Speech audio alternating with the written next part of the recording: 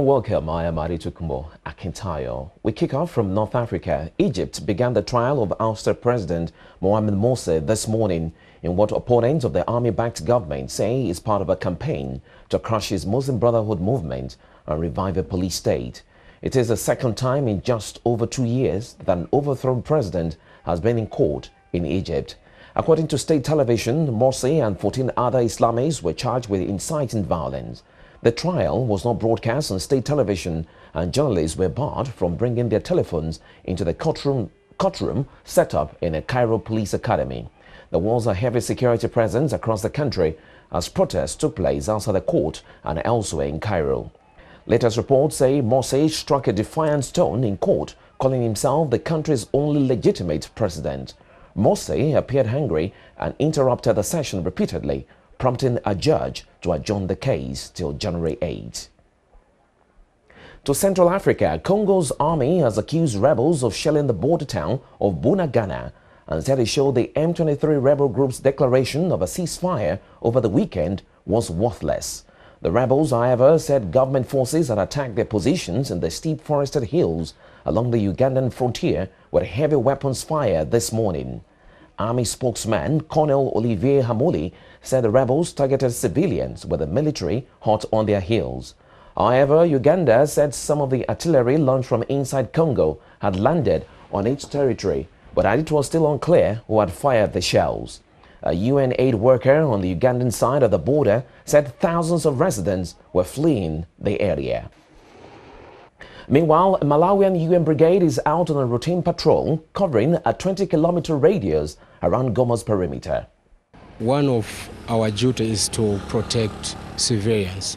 Thus, we are supporting the FARDC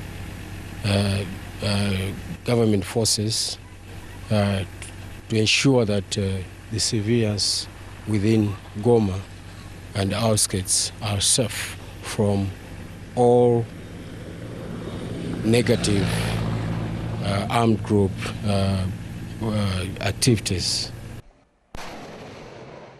From Central Africa, let's take you to West Africa. France said 2 French journalists found dead in the northern Mali region of Kidal had been coldly assassinated by militants and vowed to step up security measures in the area. Radio journalists Claude Vallon and Ghislaine Dupont were abducted after interviewing a member of the MNLA Tuareg separatist group in northern Mali. Their bodies were found on Saturday by a French patrol 12 kilometers outside Kidal.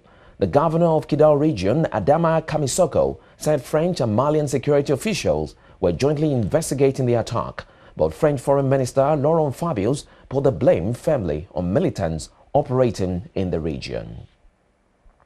We're still in West Africa. Suspected Islamist militants have fired on a convoy of people returning from a wedding party in northeastern Nigeria, killing 30 of them, including the groom. Local government authorities confirmed the story this morning, but the military division in charge of the area denied the report, saying only 5 people had been killed in the attack late on Saturday.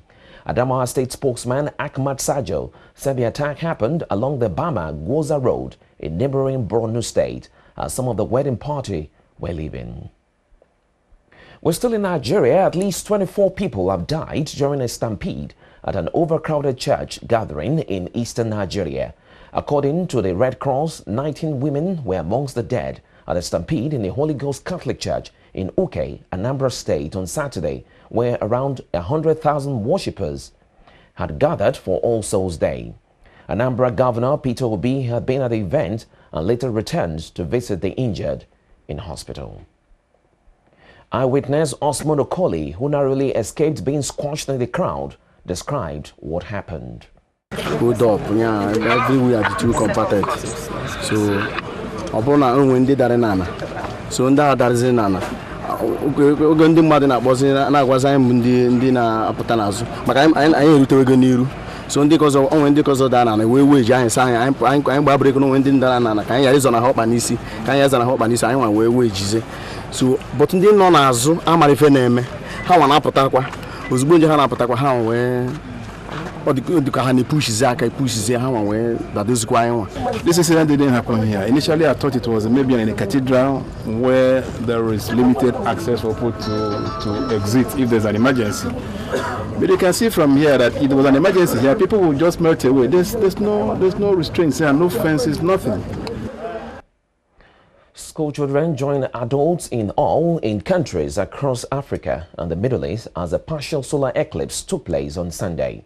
The rare event began to be visible in the U.S. before moving east in visibility across the Atlantic Ocean towards Africa. Locals in Abidjan, Ivory Coast, watched through closed fingers and sunglasses, while Senegalese residents in capital city Dakar seemed unbothered by the rare event. In Nigeria, school children were shown the scene through a specially set up telescope that projected the image onto a box that made it safe to look at, while others used special sunglasses for watching. The Director General of the Nigerian Space Research and Development, Saidu Onalo Mohammed, appealed to citizens that might mistake the happening for a mystical event. The important aspect of it is the fact that too would demystify the miseries attached to these things in the past. Various religious groups have different interpretations. We are not saying they should not pray, but the issue is that from the scientific perspective, it's just a more normal alignment or movement of natural bodies. They are natural phenomena, and that the usual attachments to it should be discouraged. The world is not coming to an end. Don't sell your property because there's going to be an eclipse, or start any borrow money to do any sacrifice. That is not the issue. And children are here. We are promoting science, particularly space science and technology, and the perspective of catching them young. And I'm happy they are all here themselves. They are seeing the movement based on the calculation we have done for every major city in Nigeria, all the major cities in Nigeria. We'll take you to the Middle East. Israel has revealed new plans for demolition of Palestinian houses in East Al-Quds, Jerusalem, and the occupied West Bank, which will leave thousands of Palestinians homeless. The Israeli newspaper Haaretz reported this morning that Jerusalem municipality has begun issuing demolition orders. Most of the orders are in Ras Kamis and Ras Shehada, two neighborhoods near the Shuafat refugee camp in the north of Al-Quds on the Palestinian side of the separation fence. Nearly 70,000 Palestinians live within the municipal boundaries of Al-Quds, but on the far side of the separation barrier. Let's talk tennis. Novak Djokovic beat defending champion David Ferrer of Spain 7-5, 7-5 to win the Paris Masters on Sunday and keep alive his hopes of reclaiming the world #1 sport by the end of the year. The Serb recovered from a breakdown in both sets to snatch his third consecutive title and the 40th of his career, following victories in Beijing and at the Shanghai Masters last month. Both players will be in action on Tuesday at the ATP World Tour Finals in London, where Djokovic will face Roger Federer and Ferrer will take on Rafael Nadal. Meanwhile, Tunisia has been suspended from the Davis Cup for a year after player Malek Jaziri was ordered not to compete against an Israeli opponent. Defending champion Jeffrey Mutai and Priska Jepto won the men's and women's races at the New York City Marathon on Sunday for a Kenyan sweep in chilly, windy conditions through the city's 5 boroughs. Mutai hit the Central Park finish 52 seconds ahead of Shegai Kebede of Ethiopia. For me, even when you think about to go again back to Kenya, everyone knows, to win this course or to repeat again twice, it's not easy. For me, it's a glory, and everyone knows that the one which is you win a lot of, let's say, a big marathon like this, and you repeat twice, it means that how you are keeping yourself. So I think I'm more famous now in Kenya. It is not easy to win world marathon matches. This is my dream. Even, I don't know. Even not to get a billion.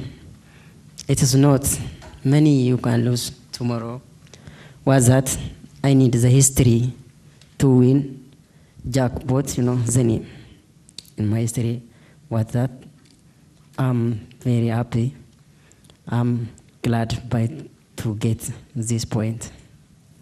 No, not affect because I match to be a winner, but the way I started to run disappointed me. But toward the finishing, I managed to be a winner. This is a great moment for me, and this is the day that I will not forget for the rest of my life.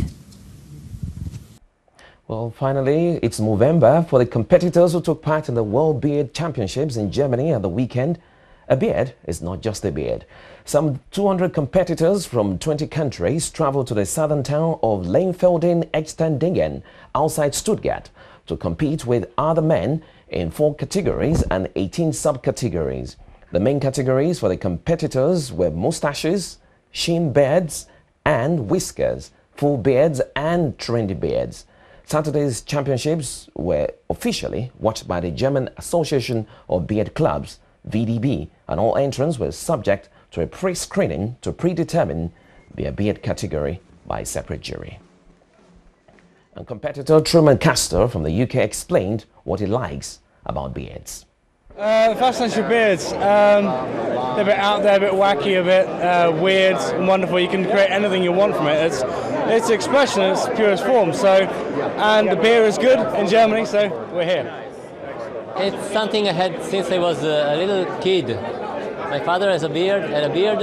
I could never see his lips because he had this beard, and so it's something I always wanted something on my face like a beard, and then when it started growing, I just let it grow. Well, maybe we should think of beards. It's November. Well, that's it on the Vox News. I'll be back with you shortly. It's goodbye for now.